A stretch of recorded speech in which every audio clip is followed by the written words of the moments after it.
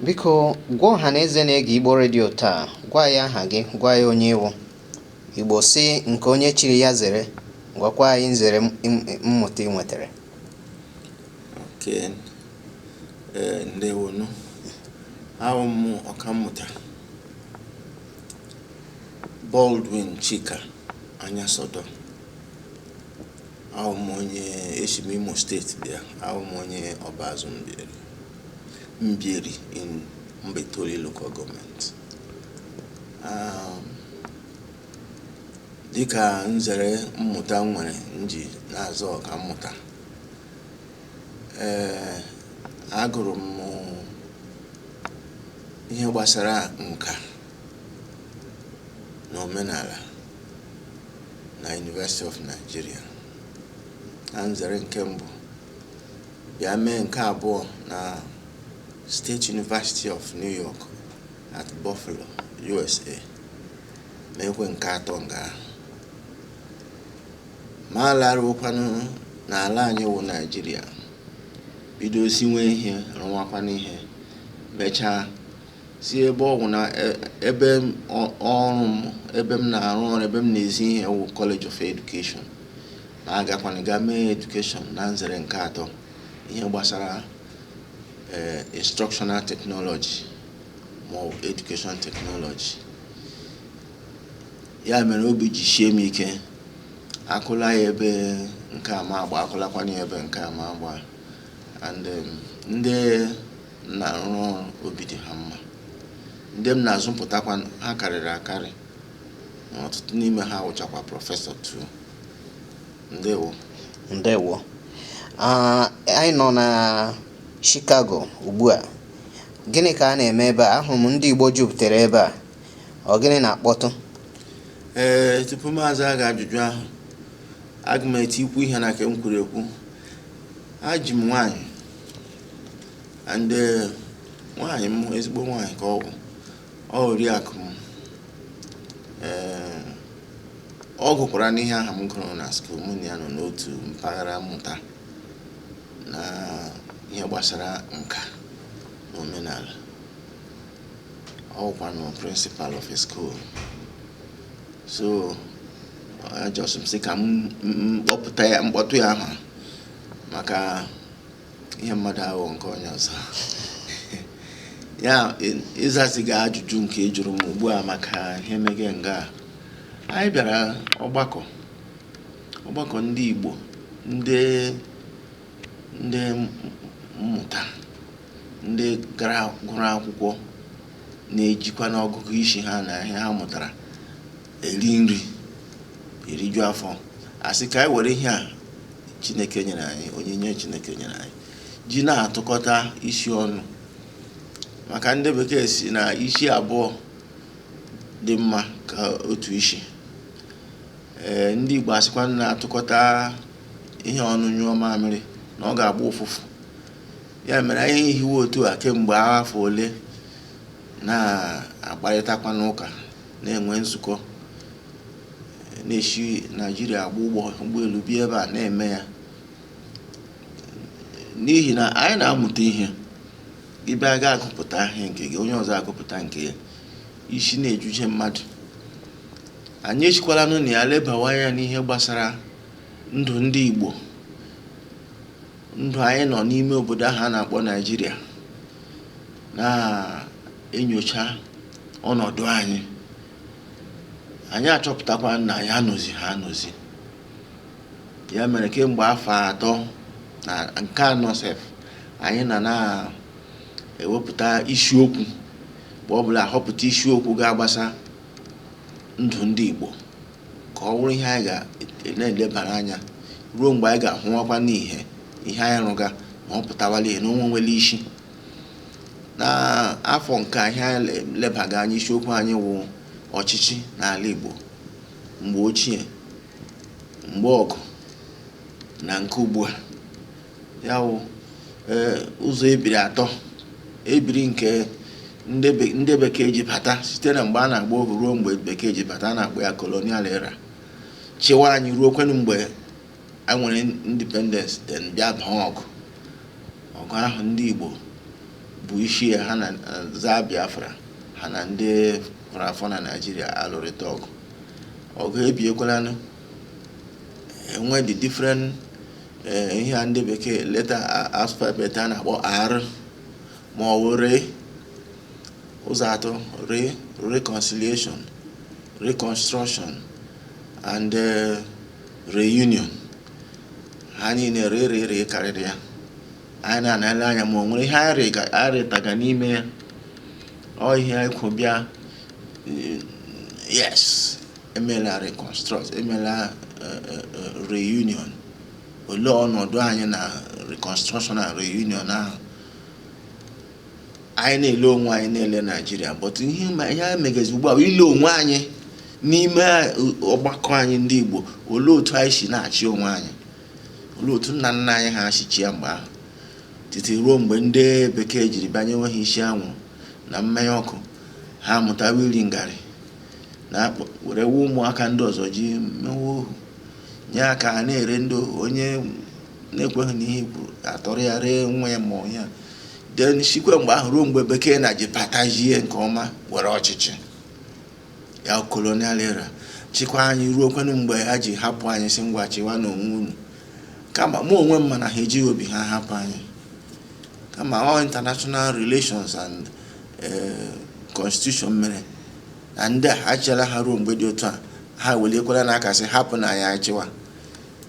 British enweghị ihe ọzọ ha nwere ike ime na anyị si ịnụchiwa, ma otu ha si nye anyị ịnụchiwa ahụ, mụ onwe m lere anya dịka ọhịa aghụghọ nọ n'ime. Ngwa were n'ebe isi chọrọ were, ha na-aga n'azụ nwee ya eriri, anyị na-ewe ya na-adọ ka elastik, ya dọdọ ya akụrụ azụ kpee. So ọ ya wụ ihe anyị nọ na-eleba anya, na olepụ n'otu ndị Igbo na onwe anyị si eletego onwe anyị, achịgo onwe anyị.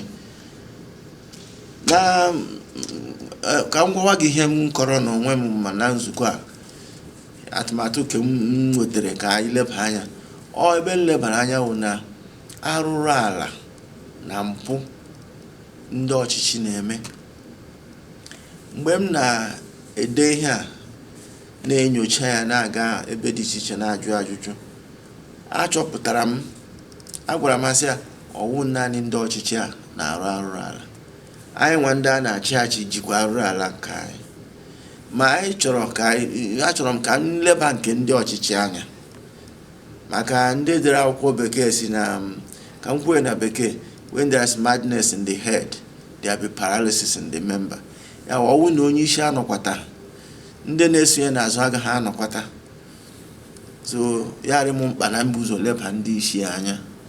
Ha nọjiela welie mkpara elu, ya dịka mkpara ndị brigade, ewelie ya elu banda akwụsị, ewede ya banda akụwa, na-anaghị isi akpoju olu. So ka anyị leba ha anya, mara ma ga-atụzi aka, maka ọchịchị na-aga raụndụ. O nwere ike iru echi MM kọmishọna ma banga ahụ zụọ Ghana must go, lefuo ndị ọzọ anya, then bịada na kpọrọ nwaanyị ndị ọzọ nye ya post, ya na-ebulara di ego, na-ebunye m arụrụ ala, ụmụ ha dị something. Elechala m ihe asị ka m kwupụta ya hụ ha, ọ dị onye ga-agba m aka ntị, ha gbakwanụ mma agbagwara. Nwa ewu etofela nhụrị, o nwere ewu moto ga-agbagbuo n'isi geeti, abịa kọrọ nna ha na-enwe ewu ahụ moto ya si gbere ya ga-ahụrụ ya. Ma ọ bụrụ nke nne ewu, asị gaanụ bụọ ya abụọ, fọọ ya mma bụọ ya abụọ. Eruole m ga-afọ mma abụọ abụọ, ụjọ ahụrụ ya. Ya mere m ji gbachie ọnụ ike dee ya ede n'akwụkwọ, bịa kwupụta ya sị, arụ ala ndị a gụnyere kembụ ndị very common, onye ọbụla mara wụ ịkwa iko. Ka ahụ na-emebi obodo, ọ na-arụ mba. Ka ọzọ wụ izu oshi dị iche, ifu na ịkwa iko ahụ ụkwụ oshi, izuga nwaanyị gị oshi na-ezuga nwaanyị onye ọzọ oshi.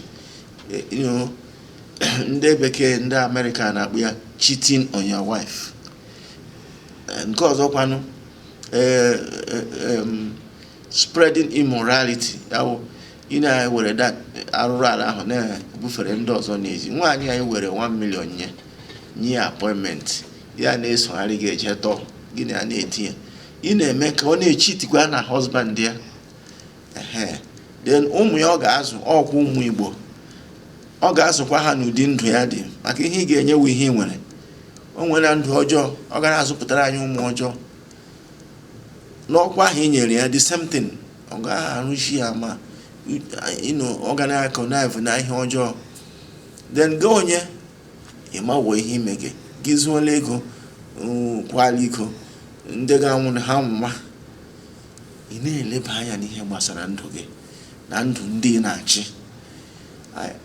Achọpụtara m na o si n'aka ndị ọchịchị ala anyị, ọwụ naanị ndị nọ ugbu a, o bidoro na mgbe gboo. Echetara m na o nwere nga ọ nọ na Baịbụl, David na ụmụ ya ha na ha lụọ nwaanyị ọgụ, ha enwe ndị iko ọgụ abụọ. Then nke ịkpọrọ nwunye onye ọzọ Solomon mechara kpọọ nke ya pụrụ ya ụka, kpọọ nwunye nwanne ya nwoke. So ihe ahụ bidoro mgbe gboo, ma anyị ga-afụ ya aka n'ụkwụ ka mmehie na-aga n'ihu. Ụwa ebie nga ahụ Noa anaghị apụtakwa ọzọ ịrụ ụgbọ mmiri a ga-eji chịpụta ndị ụfọdụ ka e wee kegharịa ụwa bido ha n'isi. Ugbu a ya bịa ọzọ, Chineke sị na ya ga-ejikwa mmiri emebi ụwa. O nwere ike wụrụ ọkụ na-ere ere ya kpochapụ. Ma ọnwụ na m nwere ohere ikwu ya n'okwu chọọchị, onye nwe anyị bụ Jesu Kristi, ọ sị na ya ga-abịa ọzọ ịkpọrọ ndị nke ya.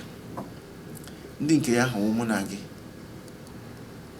gị wụ ndị nke ya. Ọ gaghị eji ike mmadụ ọzọ, ọ ndị ka o nwere nwe already, ma ọ ndị ahụ na-eso ụzọ ya na-eme ihe o nyere n'iwu. Si gị ga-ezula oche ga-agbala ama, ma ndị ọchịchị bịa na-agba ama, gwanụ m otu ndị ha na-achị ka esi eme. Ọ ya wụ nga nsogbu nọ. So o ji metụta m n'ahụzi ka n'ọgbakọ ndị Igbo a, ka m kwupụta ya, ka onye ọbụla tinye uchu n'ime ya, ka anyị hazie mara ihe anyị ga-eji alakpu na silekwa ihe anyị kwutere. N'ọnọdụ edemede nke m edepụtara m na ọ ga-adị mma ebe ahụ ndị ọka mmụta, ndị oji mmụta eri, ka a chọọ ụzọ tiga ihe a na usoro mmụta na skuul ya morality lessons or courses that will be centered on morality, ethics and morality. O nwere Reverend ndị Assemble gụkwara na akwụkwọ gụlitekwu ya akwụkwọ ọka mmụta, o dere akwụkwọ on ethics and morality, but akwụkwọ ahụ para nga ahụ. So ma na-asị ọ na-enwe ike dekwa ọtụtụ ndị, but etige ya n'usoro mmụta, onye gụọ ya ele exam pass ya. Mgbe ị na-azụọla mmadụ ọgụ mmadụ na skuul, ha mechaa ya 10 ga-emechi aman ya. 10 ahụ ndị gara iso ndị ọzọ laa n'iyi, but 10 ahụ aba uru, emekwa ọzọ enwekwa 10 ọzọ. And by the time a na-enwe 10 ya ghọọ nnụ mmadụ ndị isi zuru oke, ndị nwere nsọrọmanya, nwere agụrụ ibi ezigbo ndụ. N'ime ha ka ndị ọchịchị ga-esi apụta mgbe ahụ, and ha na-achị, ndị ha ga na-achị ụkwa ndị ahụ ghọtara ihe bụ ibi ezigbo ndụ. Then Igbo enwe ezigbo ndụ na-enwe ike tụọ atụmatụ otu esi eketa oke anyị. Ma ugbu a anya ukwu dị anyị, arụ ala dị iche iche dị anyị, ma ndị na-achị achị ma anyị nwa. Onye etiziri n'ọkwa dịka nke ndị politiks ya ruo Abuja ya dọbiri, lọta bịa were ego ahụ bịa kpọrọ ụmụ anyị ndị nwoke mee ha tọọkụ. Ha na-eji atọta mmadụ, na-eji egbutere ndị iro ya ma ndị na-atụ ya ụjọ. Kpọrọ ndị ke nwoke ndị ke nwaanyị je mee ha akwụla ya, ya na ndị enyi ya nwoke eji ha na-emerega pati. ala dum na-agbaghara aghara na-esi isi na-eko ọkụ. Otu a ụfọdụ nọ Amerịka nọ Germany nọ ihe a, ụzọ dị larịị ọkụ na-enwu ya na-atọ ya mee otu ahụ n'ala anyị ọwụ ihe ọjọọ o kwesịrị ime. And a ga-ebido otu nga a ga-esi bido riri. Ndị Igbo si mmiri juo olulu esi n'otu a ga-akwọbiri aka, ị gaghị akwọcha olulu ahụ dum.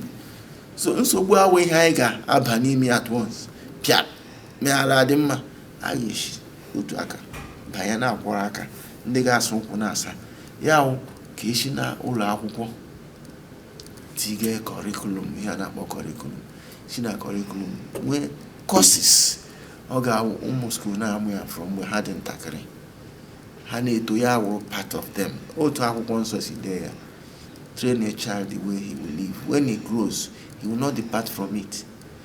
So ihe mmụọ m gwara m maga maka ebu m ụzọ jụọ ajụjụ o, gaa ebe dị iche iche jụọ ajụjụ.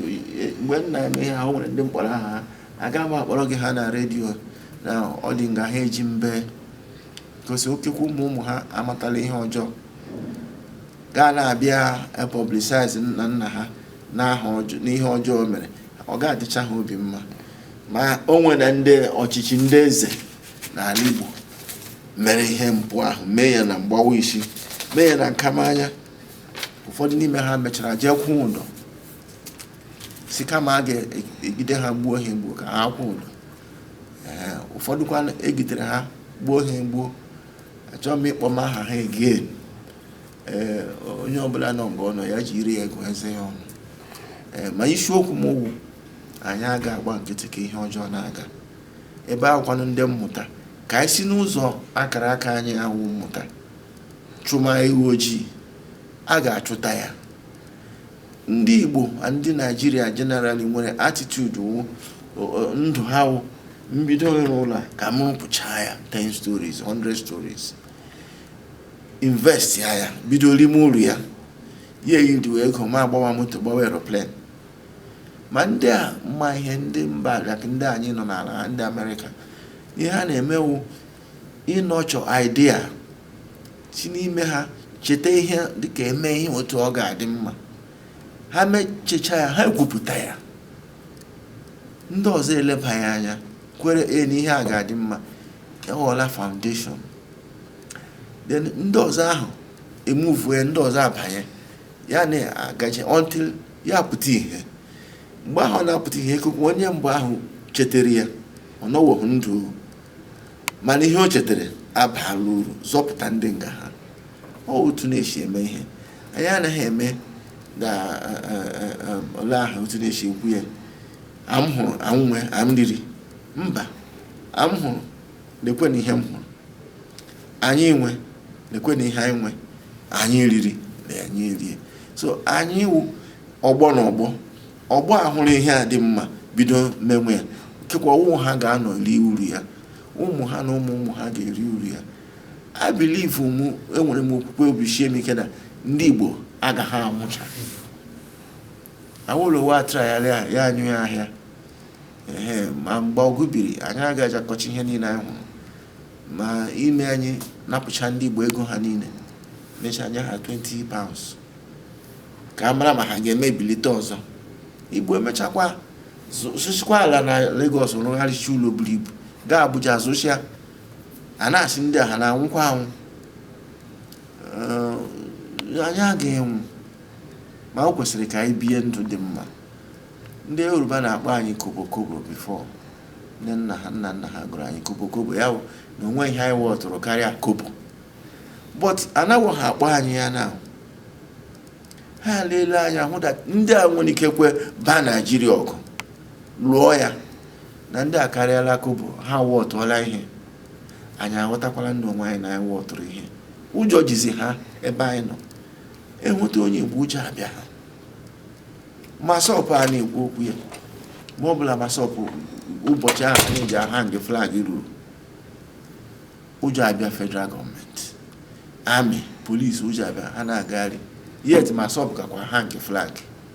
Hang chaa n'elu eletrik pole, a na-ajụ olee otu ndị a si nyiko hang ahịa n'abalị chihụ ahụ ya. Mgbe ndị polisi ga-atọ ya, ha ga-eje weta ụgbọ a nwere forklift, nwere ihe hydraulic lift, baa n'ime ya na-ebuli ihe elu, ha na-atọpịa ma sọbụ echikwana ha ole enweta nke ha ji ha nga ya. Anyị nwere ọgụgụ isi. Ihe kwesịrị ka anyị nwee ihe bekee na-akpọ focus to get to that Canaan. Focus were ihe wụ nke anyị. O nwere akwụkwọ m nyere na ọgbakọ a n'afọ ole gara aga, akpọrọ m ya nke njika. Nke njika ahụ ekwughị m maka asụsụ anyị. Asụsụ anyị akọwara m ọtụtụ ihe n'ime ya.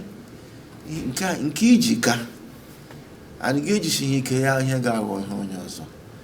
Anyị nọ na-akụ efere na ga-ele ndị a ga-egide na criminal offenses, wụsajuo ha. Ha iri ise ndị Igbo, ndị mba ndị ọzọ eke ise fọrọ afọ. Olee ihe o ji wụrụ anyị ga na-achị na mmehie,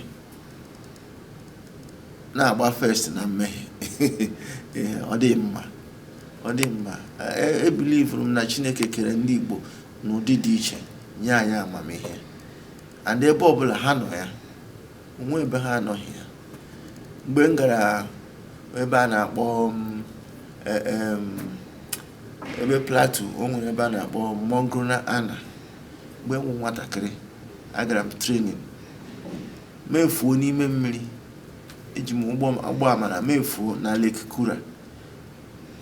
Mechaa, o nwere ndị bịa ji abalị bịa gide m, kpụrụ m. One, ha sevuru m because amaghị m ebe m gaji. Otu mgbe aha a nọ sevu m, akpọ aha m, otu onye si na ihe awụ onye Igbo, bịa jụọ m ole ebe m si. Masị ahụ m onye Igbo, ya bagide m. Jizie asụsụ ndị ala ahụ gwazie aha si ahapụ onye a n'ọnwa nne ha. Igbo nọ enwe mgbe ji chewe na onye Igbo ga-anọ ebe ahụ. Mgbe m jere Finland, ebe a na-akpọ Helsinki, a na-ahazi ebe a ga-eme exhibition m. Mechasị ha weta ihe print aha ka efiksi aha. Onye fiksi ga-aha ahụ efiksicha, na-akpụ ogwe ha ya mkpọta. Otu n'ime ndị ọrụ ha apụta kpọọ them. Nsị ahụ ịkpọtara ya, nsọrọ ya na bekee. Ya sị m yes, ọwa aha m sị ya sị na ya wụkwa na onye Igbo. Wee nsị ahụ ebe Igbo na-anọ. Ndị awụ ndị amamihe Chineke kere ka ha wụ ndị amamihe. Birikwa n'ọwụwa anyanwụ. O kwesịrị ka anyị hazie onwe anyị. Ndewo. Ọnọdụ asụsụ Igbo nọ na ya taa. Enwere ndị na-atụ ụjọ na asụsụ Igbo ga-anwụ anwụ, na-enye ya oge ihe dịka afọ ole na ole na-abịa abịa. Enwere ike enweghị ndị gazi na-asụta Igbo ọfụma. Mana otu isi asụ Igbo taa, ile n'anya kịta ị ga-ahụ na Igbo gị na-adagbowa. Ele otu isi hụta ihe a ndị mmadụ na-ekwu na asụsụ Igbo ga-anwụ? N'ezie gị liwe ewu ma ị naghị agbọtara ya nri, ilie nkwenye ebe ọ ga na-akpara nri, ya onweghị origo ọ ga-anwụ. Asụsụ anyị eruole nke a ga-asị ọ gaghị anwụ, ma gị enyeghị ya nri ọ ga-anwụ. Ekwesịrị ka a na-eleta asụsụ anyị ya ka o soro asụsụ ndị ọzọ na-agaje ya na-akpọ millennium movement. Nwee ike a na-translate ya n'asụsụ ọzọ, nwee ike a na-agụ akwụkwọ ebipụtara n'asụsụ anyị, nwee ike ndị na-eme biznes, ndị na-azụ ahịa international ewere ya na-akpa biznes. Otu a ka m si hụ asụsụ Igbo. Ma ọ na-ewuta m mgbe m mega survey m ahụ na gị hụ ndị Igbo abụọ biri ala Yoruba, ha lọta ebe ụlọ, ha ji Yoruba na-ekwu okwu n'etiti ụmụnne ha ndị Igbo. Ma onye Yoruba biri na ala Igbo, amụrụ ya n'ala Igbo, ya ebia n'ala Igbo too, ọ ga-alarụ ala ha ma ọ hụ onye Yoruba ibie sụwa asụsụ Igbo. Even ha kpọọ fon, asụsụ ha ka ha na-eji agba ya, which means achọghị ha ka asụsụ ha fuo. Aha m efula, ọhịa ha nọ n'ime. Ma ndị Igbo na-ala ka aha anyị ka ma mara ma ọ ga-efu, ọ ga-efu. Ihe mere njisi ọ ga-efu wụ onye ọbụla ga-etinye aka n'ụgbọ ka ụgbọ amara wee gawa. Jide amara na-akpa ya waa ụgbọ na-agachi. gị mụta nwa gaa na-akụziri ya n'ụlọ na-asụrụ ya mụnụ bịala bekee mụnụ bịala Igbo gaa ebe ị na-arụ ọrụ ihe bekee na-akpọ identify yourself gị mụnwa ga identify as onye Igbo na-asụ asụsụ gị ahụ ụfọdụ ndị gị na ha na-arụ ọrụ nwere ike na-anụ ndị iteela ịbọọla Chineke mee ihe ndị ahụ ọ ga-amasị ha n'obi ịnụ ya na-eme ihe dị otu ahụ asụsụ ahụ na-agawanye ma dịka anyị wụ ndị mmụta ekwesịrị ka anyị leba anya n'ụlọ skuul hụ na asụsụ a na-ahaziri ya n'ọnọdụ na-eji amụ asụsụ fọ ndị ka anyị ya wụrụ first language mother tongue ndị ọzọkwa na-abịa mụ nwee as second language ụfọdụ nwere ike ịmụ ya as tertiary like mgbe m mere nyocha ahụ m nyochara ebuchaghị m figure m n'isi na but ahụ m that Swahili maka ihe m mega review African languages a na-amụ na America Swahili nwere 78%. The next one awụrụ Hausa nwere 60%. Yoruba enwe 45%. Igbo enwe 14%. Elegewo m ndekọ ọzọ ndị ahụ bidoga maka gbasara mụ na ndị ka ebidorola well anyị gbara last mbịa chekie institutions ole nọ na America na-akụzi Igbo had very few. Now I had to confront them in New Jersey.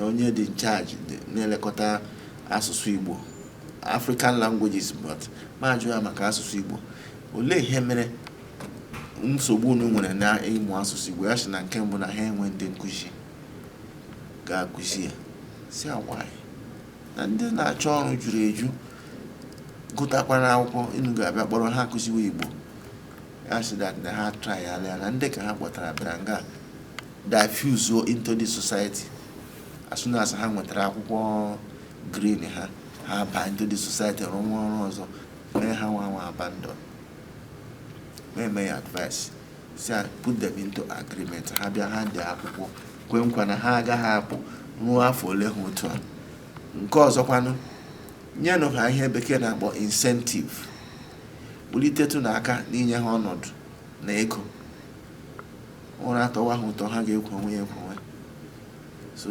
nwaanyị ahụ ekwere mana ebe ọ na-ejikwa m hands down wụọ mechaa job sị m nwere ike ikwe bịa na ya ga ka m bịa kụziwe ebe a si a ụlọ etofela m ibi na mba unu na-erigide m mgbe ahụ m gara skuul ebe a ma nụrụ ha akụziwe but unu ha fụrụ mmaala ebula atọwala m ihe nga na-abịa ebe a nlete ọgọ ha m n'ọnụ anyị tinye ya na ọ nọ na curriculum already a na-ele ya na school site o kwesịrị ka achọpụta ndị ahụ kụzighị ya ha kwuo nga nsogbu ha nọ otu nwaanyị ya jikwa m na nsogbu ha na Amerịka na ndị ha nwetara gara divert ya menwe ihe ọzọ gbapụ mee ha abandon amarakwa ndị ka Igbo anyị nọkwa n'ala Igbo olee ihe iwe unu olee nsogbu na olee ụzọ gọọmenti ga-esi bata olee ụzọ parents ga-esi bata olee ụzọ ndị management of educational management ga-esi bata n'ime ya like mụ onwe m emere one of my degrees wụ educational technology mgbe anyị gara nzukọ na London a gwara ha na m dị ready ọnụ 5-man team ka ihe niile a kwuru here wụ ihe a ga-eme actualize wụ ihe a ga-etige ya baa uru see from my own side as artist and as educational technologist adị m ready na-ewepụta the visual communication materials a ga-eji na-akụzi ihe jikwa na-eme public enlightenment. Nwa m nwoke ọpara m ọ na-asụ asụsụ ndị mba anọ atịsị mba bekee anọ ọ gaghị English o were English ka lingua franca Nigeria then but Igbo ọ na-eme isi ya ọ gụrụ akwụkwọ dị elu in technology ma ọ nwere akara aka Chineke nyere ọ na-agụ uri ndị bekee ya na-akpọ classical music ọ na-agụ ya na UK na-agụ ya na Italian countries and so on ma nweghị ebe ọbụla ọ gụrụ na ọ gaghị agụ otu n'Igbo Also, I believe that Igbo is very good for classical. And no one can go again. Each oga Google ya na YouTube, you know, I have Baldwin, Anyasodo. Ọ ga-agụrịrị na Igbo, gụọ French, gụọ English, gụọ Italian and Spanish. Ọ mụrụ ihe ndị a mụta ha. Ọwụ naanị ya bụ onye ga-amụtali ihe na ụmụ ndị ebiri ya, kama na anyị enyebe ha nkwado. Onye ọbụla nye ụmụ ha nkwado, maka mgbe ha na-azụtara ya disk eji amụ these languages, ya nọrọ n'ụlọ m na-amụ ha. Ọbụla French bụ nke ọ mụrụ na school, Italian, Spanish, German, ọ mụrụ ya n'ụlọ. Ọ na-asụ ya very well, na-agụ ya agụ, na-ede ya ede. Even in his studies, mgbe o mere information technology na UK, textbooks, ha bịa gwa ya textbooks dị mkpa, si achọwa English version, ya si no, I'll buy it in the French version. And ya azụọ ya, ọ sị na uru ọ bara ya azụọ ya n'ụmụ school ya agaghị ezu ya. Agaghị ha anara ya because ha ama ya the language. And ọ gụgazi ya from the original author. Ọ kwesịrị ka ụmụ anyị baa into ịmụ asụsụ Igbo. Kwesịkwanụ ka ndị nkụzi anyị na ndị ọka mmụta chọta means ha ga develop this language. Ọmụmụ ya dị easy, ya baa into software and so many things. Ka businessmen anyị ha gaa China, ndị ha na-emekọ business enwe ike kwuo ọnụ ego n'Igbo. Ndị some businessmen anyị ajeghị school ma ha ma Igbo. Ọnwụ na Igbo ruo China, ndị China na-amụta ya, a na-ekwu ọnụ ahịa, onye Igbo enwe advantage. Nye m ya na 1 million, ya shi no take 2 million, ya shi nye m ya 1 million na English. Eji m ihe business maatụ. So na nchịkọta okwu anyị, achọrọ m ka eghọta ebumnuche m na ihe niile ndị ahụ, akwụkwọ ndị ahụ m dega na nkọwa m nyega, ka nke m jika ka aha anyị ghara efu. Aha m efula, aha anyị na-aza. Asụsụ gị fuo, aha gị efuola. Onye kwukwanụ ka o si n'aka ya fuo. Mụ onwe m agaghị m ekwe ka o si n'aka m fuo.